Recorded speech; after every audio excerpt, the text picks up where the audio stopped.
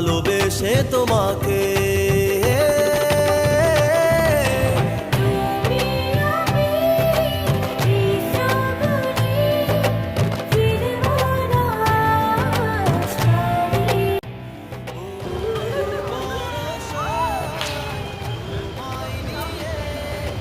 North Sikkim থেকে কবে আসছেন?